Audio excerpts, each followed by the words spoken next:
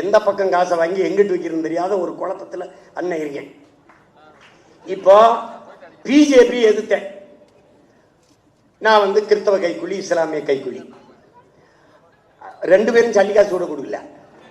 ஒத்த ஓட்டு கூட போடாத, ஒத்த ஓட்டு கூட போடாம மொத்த ஓட்டையும் திமுக போட்டு என் கையில் திருவோட கொடுத்தான். நான் தெருவோடு தீரேன். விளங்குதா? அது ஒரு கூலி. திமுகவை எதிர்த்தான்.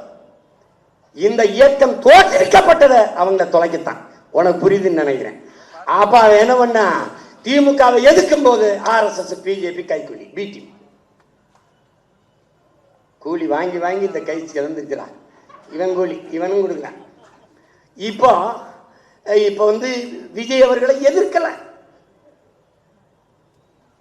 எதிர்க்கிறதுனா என்னன்னே தெரியல அவங்களுக்கு. நாங்க சில கேள்விகளை முன் வச்சோம். அப்படித்தான் தட்சாலி வரான சில கேள்விகளை முன் வச்சான். அதுக்கு பதில் தெரிந்தா சொல்லணும், என்ன போகணும்.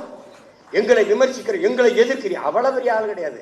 ஒண்ணு, நான் பகிரங்கமாக என் தாத்தன் மேல சத்தியமிட்டு சொல்றேன், என்னை எதிர்ப்பவன் எல்லாம் என் எதிரி கிடையாது. நான் யாரை எதிர்க்கிறனோ அவன் தான் என் எதிரி. எனக்கு நண்பனா இருக்க உனக்கு ஒரு தகுதியும் தேவையில்லை. ஆனால் எதிரியாக இருக்க உனக்கு நிறைய தகுதிகளை வளர்த்துக்கிட்டு வரணும்.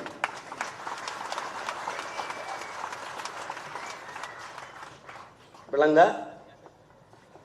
நீ வேலுநாச்சியார படமா வச்சுட்டா மறவர் எல்லாம் தென் மாவட்டத்தில் முக்குளத்தோரெல்லாம் ஓட்டு போடுவான்னு சொல்லி வச்சா இல்லை, சொல்லி வச்சாங்களா?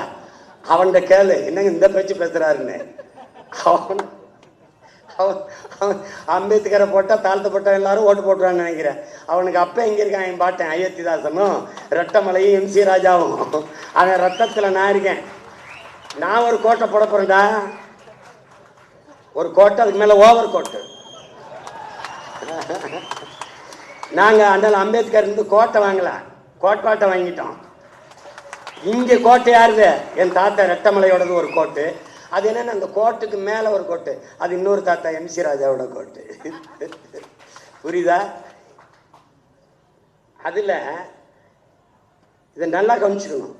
இவன் எப்படி கற்பிப்பான்னா, இப்ப அவர்கிட்ட கேள்வி கேட்டின்னு வச்சுக்க, என்னையா அப்படி தப்பா சொல்றீங்களா, இது எப்படி இப்படி சொல்லிட்டீல, இப்படி பேசிட்டீல, ஒரு கேள்வியை உங்களுக்கு நீங்க தெளிவுபடுத்திக்கிறீங்க. மதச்சார்பற்ற சமூக நீதிங்கிற கோட்பாட்டை தம்பி முன்வைக்கிறது. மதச்சார்புள்ள சமூக நீதி என்ற ஒன்று இங்க உண்டா?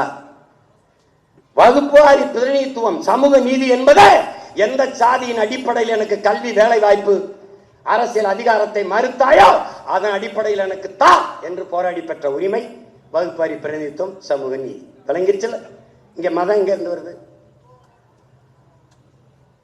மதச்சார்பற்ற சமூக நீதி என்றால் கிறிஸ்தவ இஸ்லாமியனுக்கு இடஒதுக்கீடு இதுல இருக்கா இல்லையா?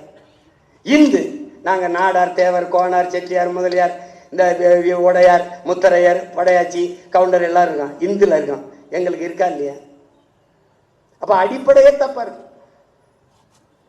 இது கேள்வி. ஒரு வாத்தியாரு கேள்வி கேட்டா, சார் என்ன சார் நீங்க என்னை விமர்சிக்கிறீங்க? கேள்வி கேட்டா பதில் சொல்லியா? இந்த களத்துக்கு வந்தா கேள்வி. இப்ப என்னை விடு, 15 வருஷமா இந்த அயோக்கிய பயிலுக வாடகை வாய்கள் எல்லாம் நான் என்ன பண்ணிட்டேன்னு எல்லாரும் திட்டிட்டு இருக்கேன். நீ மண்ணெளி வித்தனா, மலையை குவாரின்னு வெட்டினா, இல்லை ஊழல் லஞ்சத்தை பல லட்சம் கோடி வாங்கினா, இல்லை 4000 கோடி போட்டு மழை நீர் வெளிந்தோட காதா வெட்டுன்னு வாய்க்கில் போட்டனா, என்னடா அயோக்கிய பிள்ளை, என்ன ஏண்டா திட்டுறா என்ன? அப்பத்தான் உன் வட்டியில சோறு விழும். பத்தியா? என்னை பேசித்தாண்டா பிச்சை சாப்பிட்டு இருக்க பரதேசி. இதை புரிஞ்சுக்கணும். நான் வெல்லாமலே பல குடும்பங்களை உங்களை வாழ வச்சுக்கிட்டு இருக்கேன்டா.